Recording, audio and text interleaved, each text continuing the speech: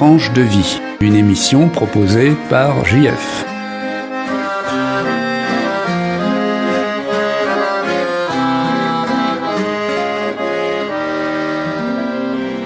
Chers auditeurs de Tranche de vie, nous poursuivons notre voyage à travers les existences humaines les plus diverses. Et nous sommes aujourd'hui chez Thérèse, une fringante octogénaire habitant un hameau de Charente-Limousine, qui nous raconte avec humour la vie qu'elle a menée dans cette belle campagne qu'elle n'a jamais quittée. Thérèse, alors, explique-moi un petit peu quels étaient les travaux que vous aviez à faire dans l'année, les travaux agricoles que vous aviez à faire, un petit peu. Quels étaient les grands moments de votre vie comme exploitante agricole? Eh bien, on plantait des patates, on semait des haricots, après il fallait faucher, ramasser le foin, faire des charrettes, arranger le foin sur les charrettes. Mais moi, j'ai arrangé qu'avec des balles carrées. Ah, vous aviez une machine déjà pour faire les balles les balles carrées. Oui. Les petites balles de foin carrées. Voilà. D'accord, oui, parce que les rouleaux, c'est apparu beaucoup plus tard. Oh, les rouleaux, oui. Bon. Donc la grande période de travail, c'était du mois d'avril oui. jusqu'au mois d'octobre, novembre. Oui, voilà. Du mois d'avril jusqu'au mois d'octobre, novembre. Oui. Et alors après pendant l'hiver, c'était un petit peu plus détendu, mais vous aviez quand même du travail à faire. Eh bien, le bétail était rentré, alors il fallait les soigner. Et dans le temps, les vaches étaient attachées, les veaux étaient attachés, il fallait les faire téter matin et soir. Et les vaches passaient l'hiver à l'étable? Eh oui. L'hiver à l'étable, et tous les jours on les faisait sortir 2 fois par jour, boire au baquet dans la cour. Donc c'était un travail quand même de tous les jours et qui était quand même très prenant. Jours, même les dimanches. Ah oui, c'est-à-dire que là on n'était pas du tout dans le système de stabulation libre qu'il y a maintenant. Non. Et alors, qu'est-ce que vous aviez comme autres travaux à faire pendant l'hiver? Est-ce que vous ramassiez les châtaignes? Est-ce qu'on cultivait déjà le maïs dans la région? L'hiver, vers le printemps. Mais dans l'hiver, on balayait les prés en ce moment-là. Il fallait enlever les feuilles. Ah bon? Oui. Les feuilles d'arbres? Le long du buisson. Et pourquoi? C'était pas considéré comme un engrais, comme quelque chose d'utile? Je sais pas, mais pour faire les foins, ça faisait plus propre sans doute. D'accord. On voulait comme ça. Donc alors vous alliez avec des râteaux ramasser les feuilles?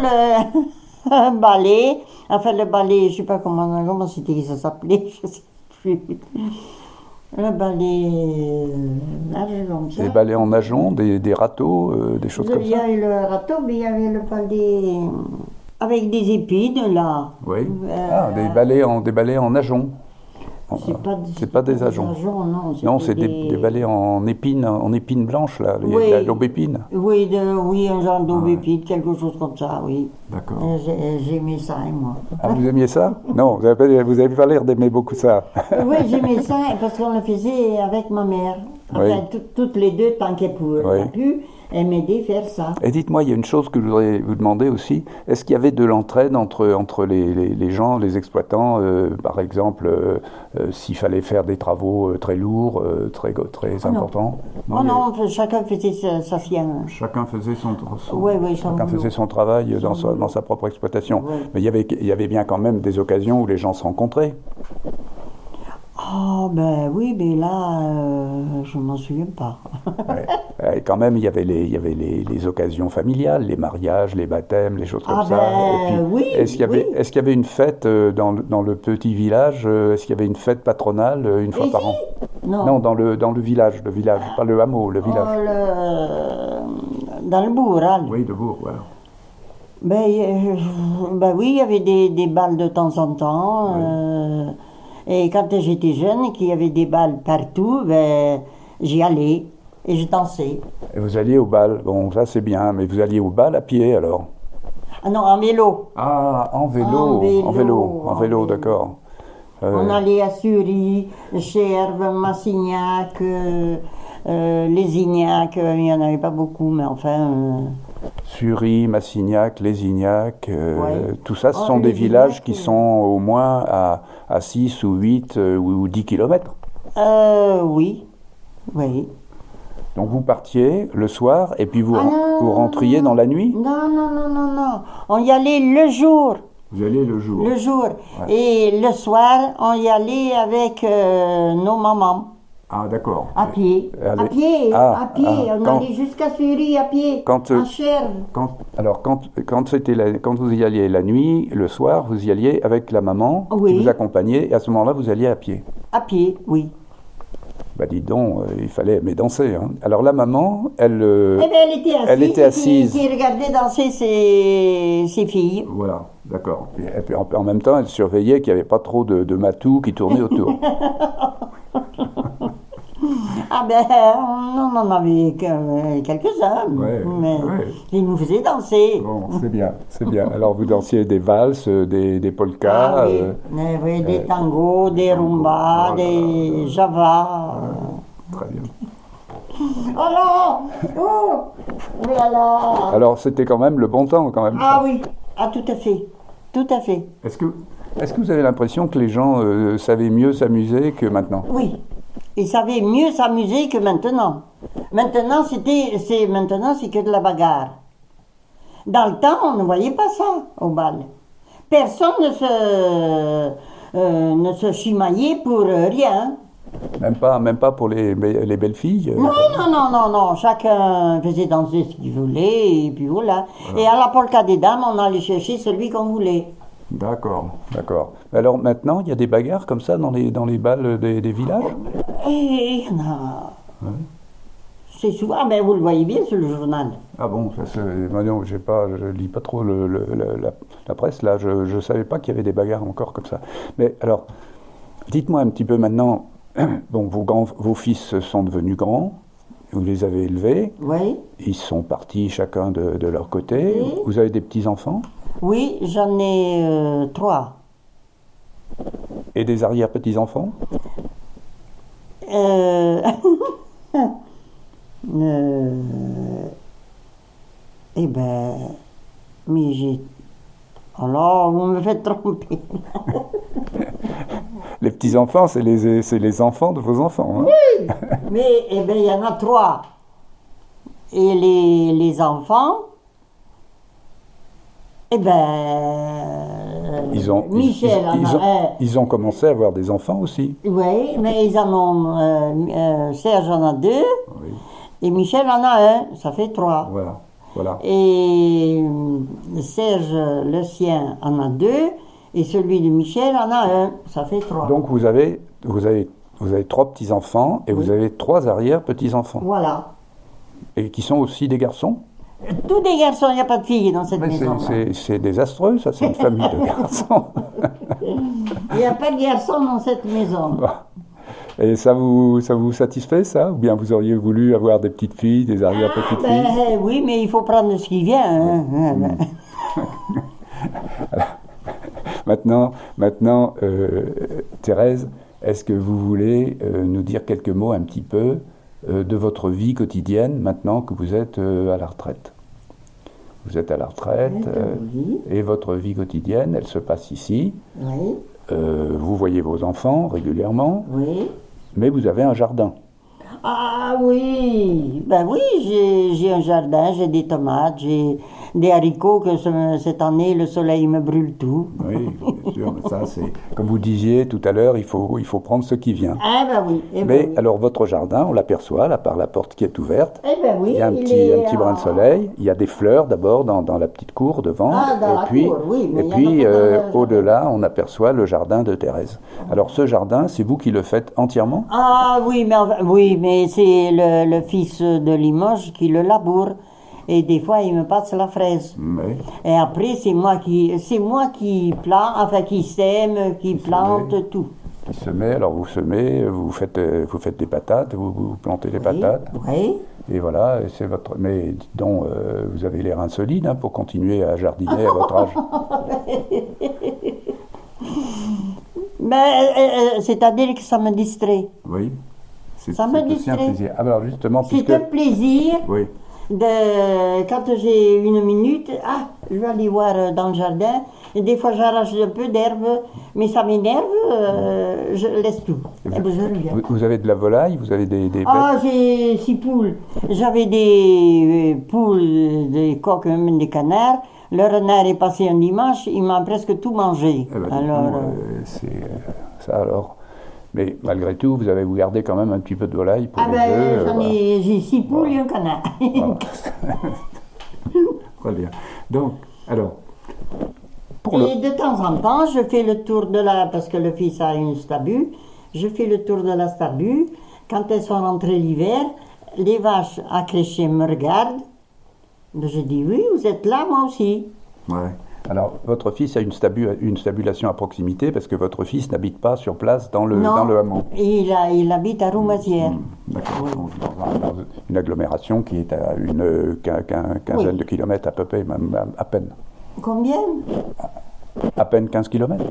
Oh, à peine, oui. À peine 15 kilomètres. Mais, c'est pas fini!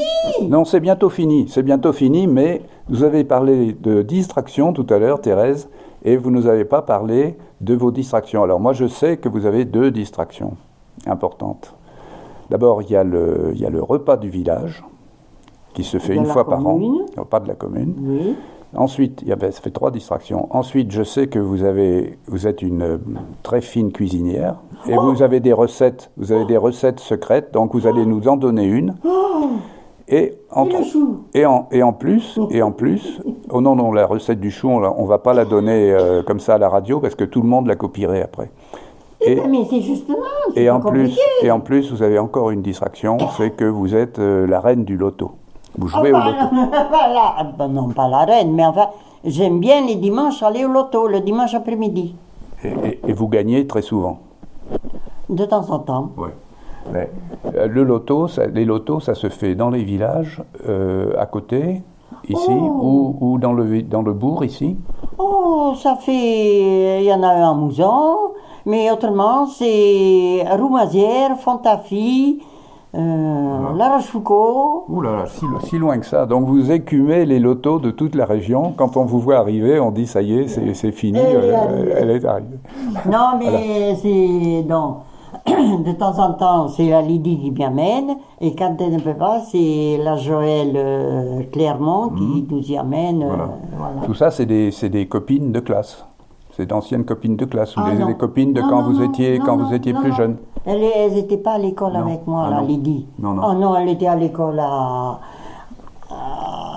Montambeuf. Ah oui. Oui. Et la Joëlle est bien plus jeune, elle a que 56 ans. Ah oui, en effet, oui. Oui. Mais vous avez eu quand même des amis qui ont aussi vécu comme vous, toujours dans dans le coin. Gustave n'a pas changé de commune, lui non plus. C'est elle qui est venue avec lui quand ils se sont mariés. Gustave, c'est quelqu'un que vous avez connu sans doute à l'école. Ah, à l'école, oui. Oh là, oui. Alors, il y en avait un autre, il y en avait un Massignac, René Favry, mais il est décédé, lui, ça fait 3-4 ans qu'il est décédé. Oui. Parlez-moi un petit peu là, du repas campagnard là, qu'on fait au bourg chaque année. Dites-moi quelques mots. Là. Et qu'est-ce qu'il faut que je vous dise dessus, là? Dites-moi le menu. C'est un repas qui est ouvert à tout le monde. Oui. Évidemment, il faut payer sa place, mais c'est un très bon repas campagnard qui se fait dans la tradition. Alors là, j'anticipe un peu sur ce que va nous dire Thérèse, mais c'est quelque chose, c'est une tradition qui a déjà maintenant plusieurs dizaines d'années derrière elle. Depuis quand est-ce qu'on fait ce repas? 35 ans. 35 ans. Oh, 35 ans. 35 ans. Alors, traditionnellement, on l'appelle repas campagnard. Pourquoi? Est-ce que c'est à cause du menu? Je pense que c'est à cause du menu, oui. Parce que la farce, c'est des choux, des... Alors donnez-moi le menu un petit peu pour nous montrer que c'est vraiment un repas campagnard. Eh bien, pour faire la farce, il faut des choux vaches, Des choux fourragés. Des choux fourragés, ce qu'on appelle des choux vaches, oui, on appelait des ça. choux vaches. Et puis du pain campagnard, et puis des œufs, Oui. et de l'ail, du persil, et du lard demi-salé. Alors on mélange tout ça. On mélange On mélange tout ça et on l'emballe dans des feuilles de choux fourragés. Dans des feuilles de chou fourrage, là, et puis après on le lie avec de la ficelle, enfin du petit fil, enfin Du fil à rôti. Oui. Voilà. Et alors ça c'est une tradition, vraiment, c'est un plat vraiment de la Charente limousine, un plat traditionnel. Oui, et puis, Mais alors dans le menu, alors après- après c'est cuit ça dans du bouillon. oui, mais c'est cuit, mais il faut du salé. Ah. Le salé de cochon. Oui. Enfin, du salé de cochon. genre, Alors le salé fait partie du menu aussi. Ah ben oui, et les patates, les carottes, Alors, attendez, alors le repas il commence par quoi? la soupe, Ah, la soupe. la soupe avec du pain trempé. voilà, du pain. Et après, c'est la farce qui est cuite, qu'on la sort, on la coupe en morceaux, qu'on donne à tout le monde. Et puis après, Après, il y a le salé, le petit salé. avec les légumes. Avec les légumes. voilà. Voilà. Et dans le temps, il y avait des haricots et du poulet, mais ça faisait trop. Dans le temps, il y avait en plus du haricot, du poulet et des haricots, Et des haricots en grains. avec les haricots en grains, c'est-à-dire, comment on appelle ça dans la région là? Ben oui, des haricots en grains. Haricots en grains, mais ça n'a pas un nom en Charente, là, les haricots? C'est pas ça qu'on appelle les mongettes, Ah ben les mangettes, oui. Oui, parce que, attendez, avant qu'on se sépare, Thérèse, j'ai oublié de vous dire, il va falloir que vous me disiez quelques mots en patois, en patois local. Dans les mangettes. Voilà, dites-nous un petit peu ce qu'il y a. Alors, alors vous allez nous dire ça en patois. Après le petit salé, qu'est-ce qu'il y a pour terminer le repas? Et ben après, il y a du camembert. En patois. Un camembert. du camembert. De la salade. De la salade. Et puis donc après, du gâteau. Et le café. Et alors, ces gâteaux, vous avez dit des gâteaux, du fromage, de la salade, et des gâteaux. Et ces gâteaux, ils viennent d'où? Ben, chacun faisait ses gâteaux. Enfin, c'est nous qui faisions les gâteaux. Enfin, qui nous faisions le gâteau. Quelqu'un qui travaillait avant pour faire le repas. Et ça, c'est très bien. Voilà, on nous a dit que c'était les dames du village, celles qui s'occupent de la préparation du repas et qui font les gâteaux qui servent de dessert pour ce repas. Voilà. Oui. Et après ça, on se sépare comme ça? Non, après? Après, il y avait un orchestre.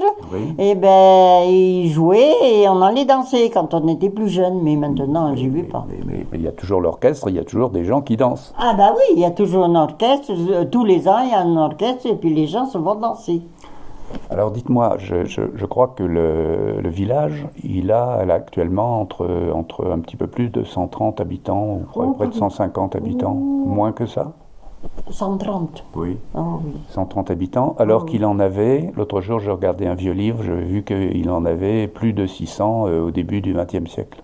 Oh, 600, je ne sais pas. Et en tout cas, au milieu du XIXe siècle, enfin la deuxième moitié du XIXe siècle, il avait 600 habitants et aujourd'hui il en a 130.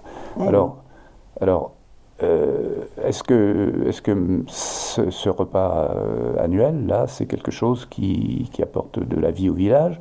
Mais qu'est-ce que... Dans le temps. Il y a combien de gens qui assistent à ce repas, à peu près? On a fait 500 à 600 personnes, nous, quand on était plus jeunes.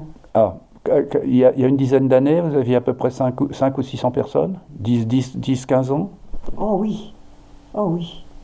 Et maintenant, alors, c'est moins? Non, il n'y a plus personne. Oh ben, attendez, moi j'ai eu le plaisir et l'honneur d'aller à ce repas encore cette année. Il y avait encore 200 personnes. Eh ben oui, oui. Mais le plus haut qu'on a fait, je crois que c'est 600 personnes. Alors, 200 personnes, c'est quand même beaucoup plus que la population du village, Ah, ben oui. qui ne va pas dans sa totalité au Ah ben village. oui, Donc, mais ça non veut dire seulement que- ça, mais il y a des gens du village qui se déplacent pas, Oui. qui se sont jamais déplacés. Oui, bon, ça c'est vrai, c'est pas bien, ça, alors là, vraiment. Mais il y a des étrangers du village qui viennent tous les ans. Bon, ça c'est bien. Alors, dites-moi un petit peu, maintenant, Oh là là là là. on va terminer, parce qu'il faut que vous fassiez, là vous êtes en train de vous préparer à manger, Eh oui. et justement on va terminer.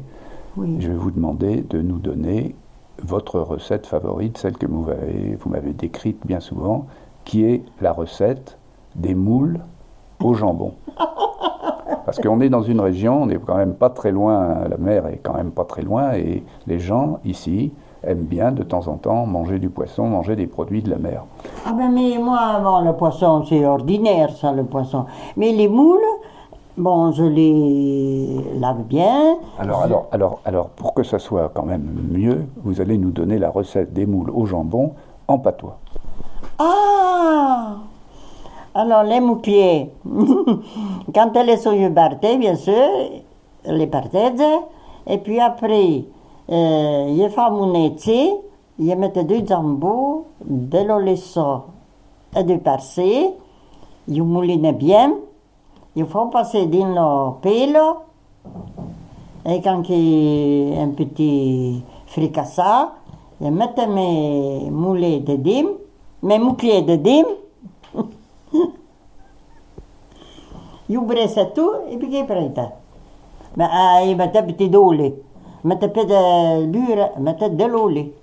Ah, vous mettez de l'huile, pas du beurre. Non. Et vous faites un petit mélange avec le jambon, Mais le tout persil, mouliné, les oignons, c'est tout ça. mouliné. Voilà. Et vous mettez jamais de pinot avec ça? Ah non, non, non, non, non. Non, non, non, pas de pinot. Vous savez que c'est délicieux, les moules au pinot. Ah ben peut-être bien, mais ils J'espère en que- font là, mousson. Mais c'est pas au pinot, c'est... La prochaine fois, quand vous ajouterez l'huile, mettez un petit coup de pinot. Oh. Vous verrez.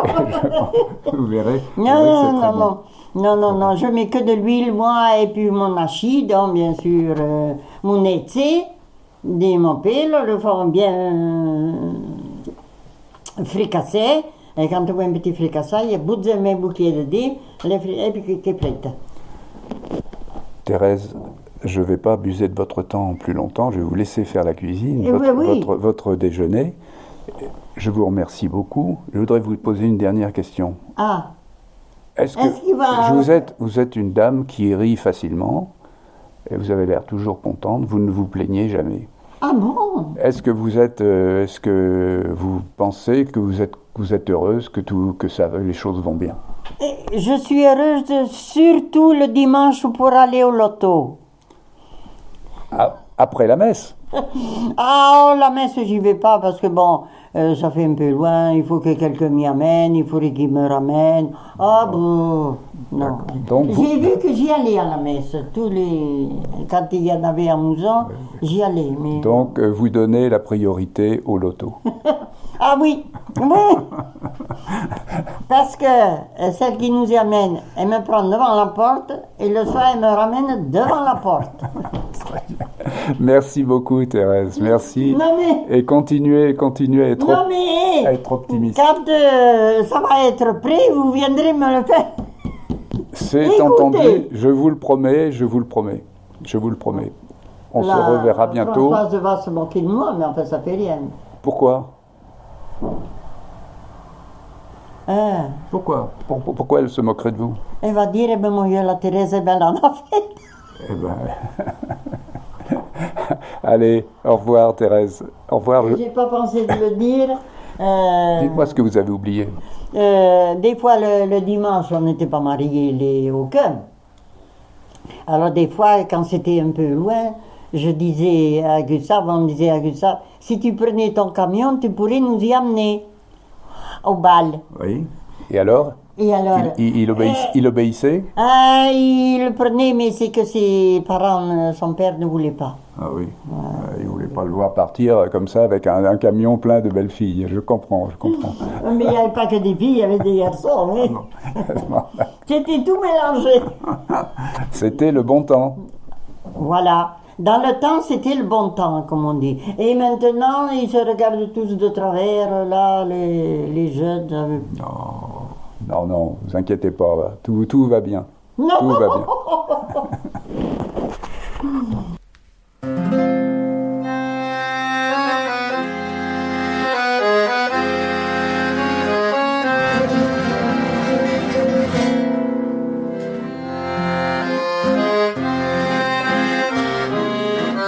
C'était Tranche de vie, une émission proposée par Jean-François.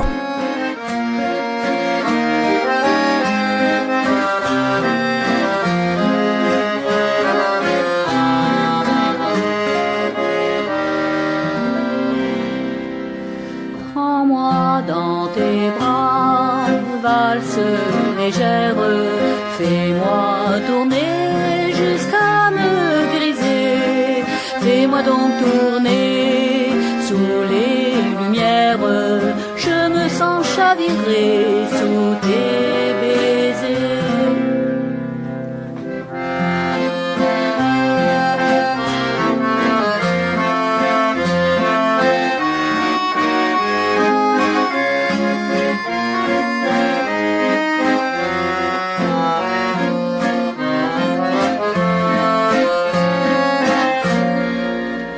Prends-moi dans tes bras, valse légère, tournons enlacés, tournons sans nous lasser. La vie est trop brève, mais l'amour nous entraîne. Valsons légers, valsons sans nous lasser.